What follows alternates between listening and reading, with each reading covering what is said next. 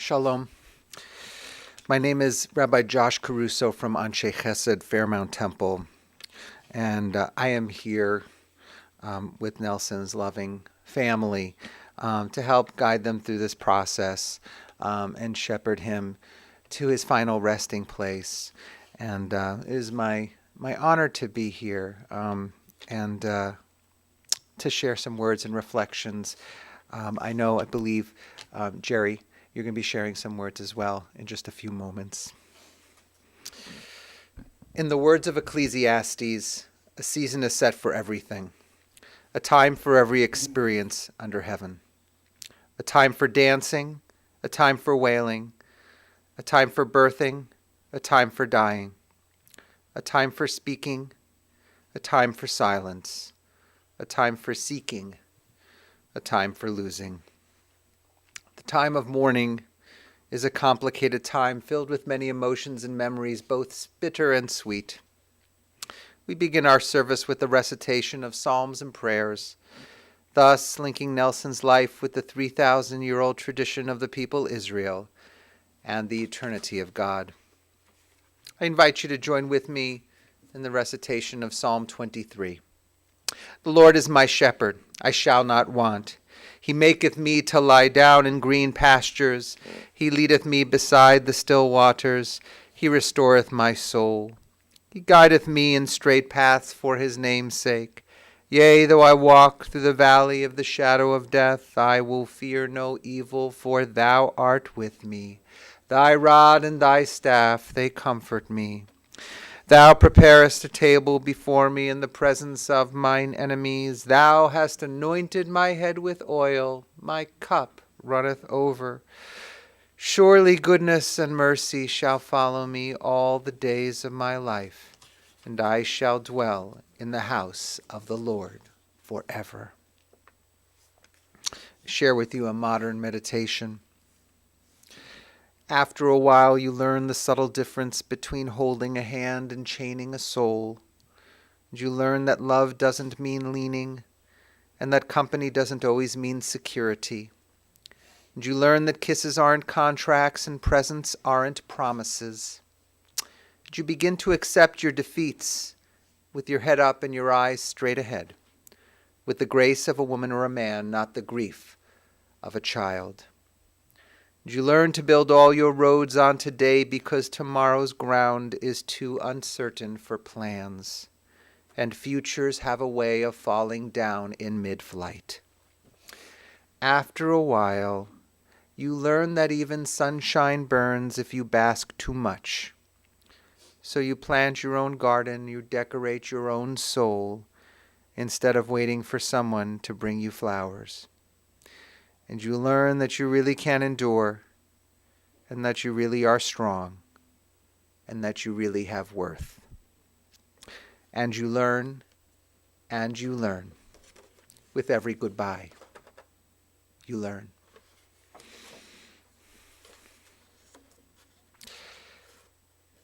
In this week's Torah portion, Vayera, we visit Moses and the Hebrews as they strive to be free of Pharaoh's grip in ancient Egypt.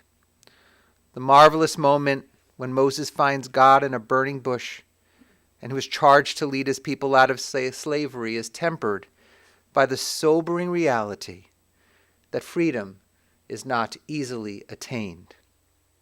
In the Torah, it reminds us that it took great resilience, uncommon will, to escape the daily grind of life under an unforgiving ruler. In fact, the text mentions that the Hebrews were so beaten down that they were kotzer ruach, it says in Hebrew. They were short of spirit. And as much as Moses tried to inspire them to move beyond their conditions, it was an immense challenge to summon up the strength, to move ahead, to move past the muck and mire, to move to a better place, a promised land.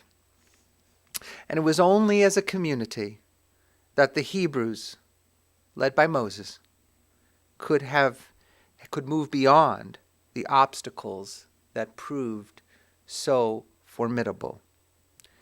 It was only together, as a unit in force, that they were able to escape, that they were able to find an oasis of peace, that they were able to overcome.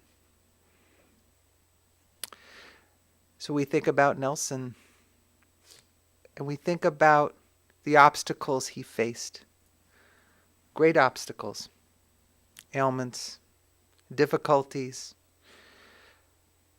He was striving for freedom, striving for independence, striving to live like a mensch, like everybody wants to live. And he was carried through, couldn't do it alone. He was carried through by an incredible community of family and friends.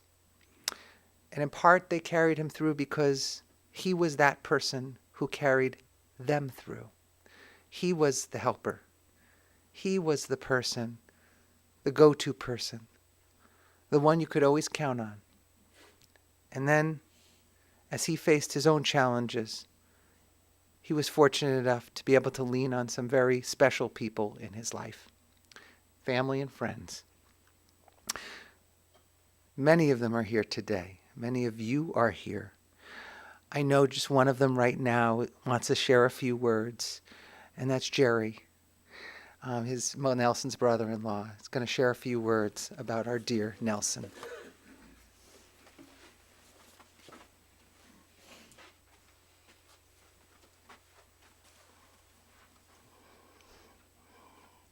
Nelson, most of all, was just a really nice guy. Hardworking. He was part of a team at work with Debbie that was always caring about their customers. I know that when I talked to Nelson about work, he was always concerned about his customers and wanted to be sure that they were receiving the product that they needed on a timely basis. The other thing about Nelson was that he loved to cook. Marcia and I loved to cook, and so whenever we met Nelson, we would talk about new recipes. He was always telling us about things that he had just cooked, and we were just talking about a few years ago when we happened to be in Cleveland for the Christmas holidays. We went to their house, and Nelson cooked a fantastic meal that day, and he was in the kitchen all day long. And that is where he got a lot of his enjoyment. But most of all, Nelson thought about others. Nelson could not do enough for others. When you needed somebody to pick you up, Nelson was there. If you were moving and you needed help, Nelson was there. If you needed any kind of assistance, Nelson was always there, thinking about others rather than himself. Debbie and Marcia's brother, Larry, became sick a number of years ago. And during the early stage of Larry's sickness, he was going through the very difficult times of finding out that things that he was able to do at one time, he was no longer able to do. And Nelson was there to drive him. Nelson was there to take him out in the evenings. Nelson was there to give Larry the bridge between illness and trying to keep the life that he had. Larry truly appreciated Nelson's help. But most of all, Nelson was there for Debbie and Marcia's father, Mickey. Mickey was an independent person who in his later years needed assistance. And Nelson was always there in ways that personally I probably could never have delivered. But Nelson cared about Mickey in a way that was quite remarkable for a son-in-law. And as Mickey became sicker and sicker, and taking care of an elderly person at home becomes more difficult, it was really Nelson, along with Debbie's help, that was there to take care of Mickey and give him comfort in his last years. The last few years of Nelson's life were very difficult. It is a shame that people have to go through that kind of pain and difficulty in their final years. but Nelson had a debilitating disease that was slowly bringing him to a physical state that he could no longer take care of himself. Both physically and emotionally, it was very difficult for Nelson. An independent person who wanted to help others was now in a situation where he was the one who needed help. But he remained positive, in the most difficult times. After the most difficult operations, he still remained positive with a will to live.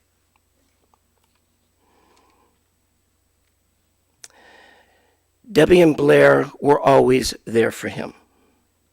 Debbie and Blair were always there for Grandpa Mickey, who lived with them his final years. It is hard to be a caregiver. It is a 24/7 job. It is emotionally difficult. It is physically difficult. But Blair and Debbie gave Nelson the perseverance to continue in the most difficult times. I'm sure that we all think of ourselves in that situation. What would we do? And I know that Nelson was given the strength to continue because of Debbie and Blair's assistance. They gave him the will to live when there was so little life left in him. Our thoughts and prayers are with Debbie and Blair. Nelson was so proud of Blair. I remember when she was just a young girl, he was always proud to see her excel at various things. I remember one day he took her to a climbing wall, and she just went straight up the climbing wall. And the professional climber who was there said that he had never seen a child that small go up that quickly.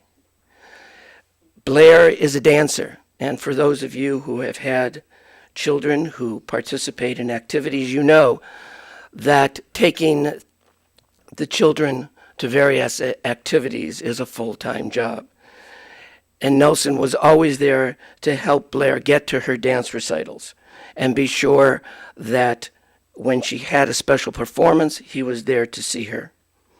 And now as a grown woman, he had the ability to see her graduate high school and enter university and decide on a career that she wants to do in education.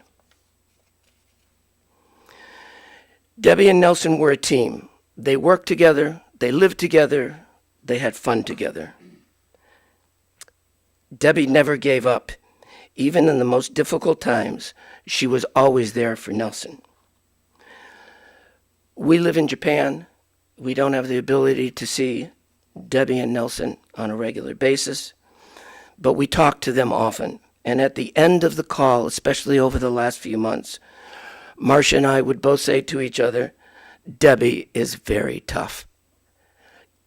I've known Debbie since she was, I think, 10 years old. And if you had asked me at an early age, was Debbie tough, I probably would have said, no, I don't think so. But as the situation called for a certain strength, Debbie stepped up. And she was tough. She was able to give Nelson the kind of support that he needed to continue through the various operations and physical therapy that he needed. Without Debbie, Nelson's life would have certainly been incomplete and more difficult. But life is really about moving forward. You can never look into the past. You have to move forward. And for Debbie and Blair, they have so much to look forward to. It will be hard, but Nelson's memory will always be with you and part of your life.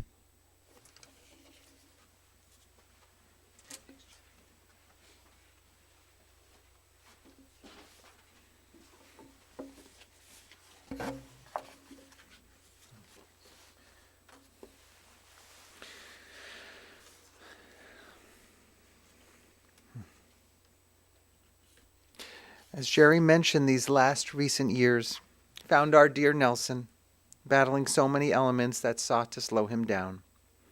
He was at times kotzer ruach, short of spirit, but mostly he veiled his pain and frustration by complaining little and cherishing the special people in his life and the love he so deeply felt for them. But before the ailments and the thrice-weekly visits for dialysis, Nelson lived life with a simple freedom. He wanted little more in life than to find a passion and people with whom to share it. He was born right here in Cleveland with Rita and Lois and the late Louis and Margaret.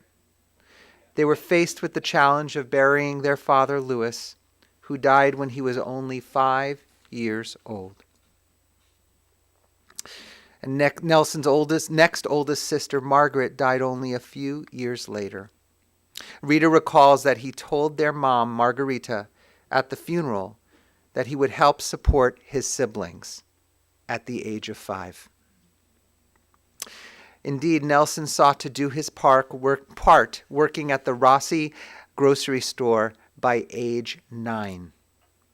Even so, Nelson was surrounded by loving siblings who were role models, particularly Rita and Ed, who he acknowledged at Eric's wedding that they were like parents to him as he moved through life, which Rita and Ed regard as the highest honor they could ever receive.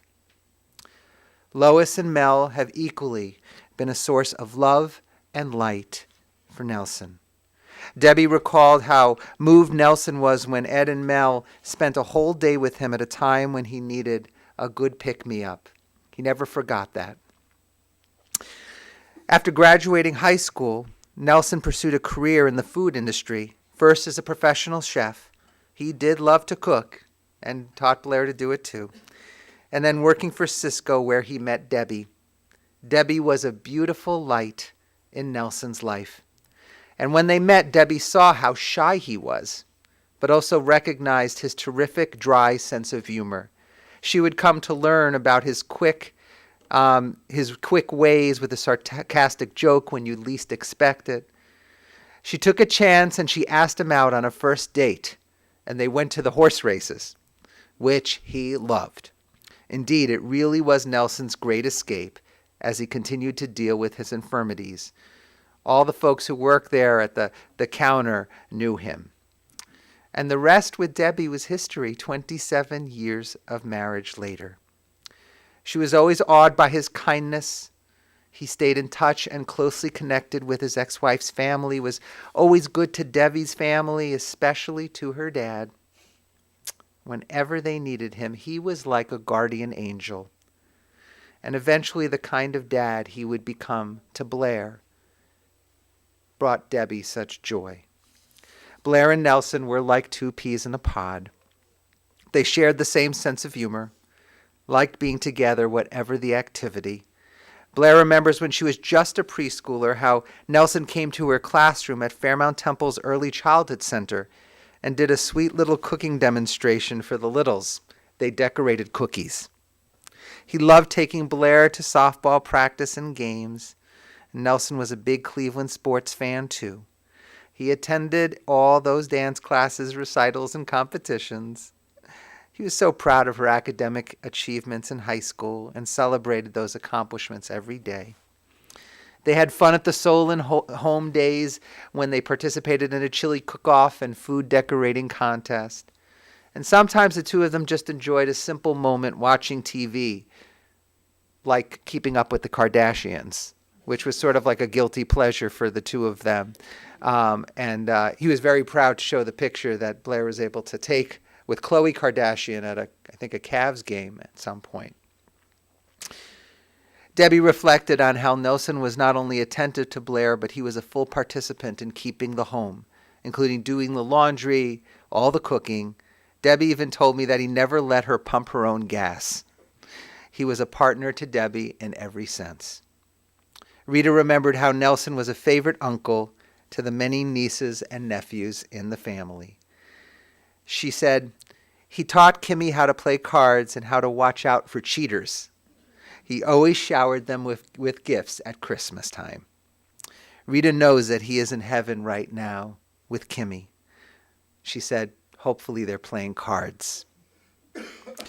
Marcia and Jerry, even from afar, you have been a steadfast support to Nelson, Debbie, and Blair. Marcia called Debbie every single week, and their sibling connection has always remained strong and loving, proving that miles and distance is not any kind of measure of a love. Always can be bridged. And just as Nelson cared for his daughter when she needed him, Blair, you did the same for your dad, going above and beyond to help him through his maladies. You were always respectful. You were always patient with him. No child should have to go through that and have to take care of their parent like you did. But in many ways, Blair, you are modeling what Nelson modeled when he was a kid and the kinds of responsibilities he took on, which he didn't ask for, and it wasn't supposed to be that way. But as Jerry said, we move forward, we look ahead, we figure out how to make the best of our days right here, right now. And that's what you did for your dad. What a gift.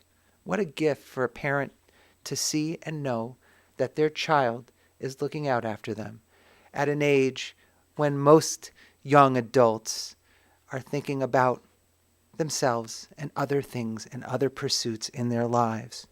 What a gift you were to him, Blair. Along the way, there were so many good friends, so many of you here today who became family to Nelson. Of course, Ava and Carrie Hodis and their kids were certainly some of them. Debbie had known Ava since 7th grade, and that connection stuck until her last days. And of course, Blair's connection with the Hodis kids and her special closeness to Daniel, I know is deeply cherished. I know how much Daniel would have wanted to be here today. Nelson shared himself with the extended family and friends of those he loved. When Blair met Nick and developed a loving friendship with you, Nelson was only welcoming to you and your family. He took you in. And you, Nick, and your family have been a constant source of support to Debbie and Blair. They are really grateful. No one would blame Nelson for being kotzer ruach, for being short of spirit. No one would blame him after all he's been through in the wake of the ailments. But he never wanted anyone to feel sorry for him. That wasn't his way. All the way he maintained his dignity, he maintained his grace, and we sat here marveling how he was making it through yet another day. And Jerry, you're right. You and Marcia are right on. Every time Debbie and I, we would text or call, certainly not as frequently as you did, and I would check in on Nelson. I was thinking, this woman is tough as nails, and what a devoted wife. What a beautiful relationship, something that we can learn from. Today, though, we celebrate his life, the tender years that he walked this earth, the legacy that he leaves behind in all of us, measure of strength, his goodness, his generosity of spirit, which remained to his final breaths, how much he's been a blessing to us all. That can never be taken away. Never. That remains with us. That light will always remain lit. His memory will always be a blessing. Zichrono livracha. May Nelson's memory be an enduring blessing to all of us. And let us say, Amen. If you are able, I ask you now, invite you to stand at your seats as we chant El Malei Rachamim, the memorial prayer.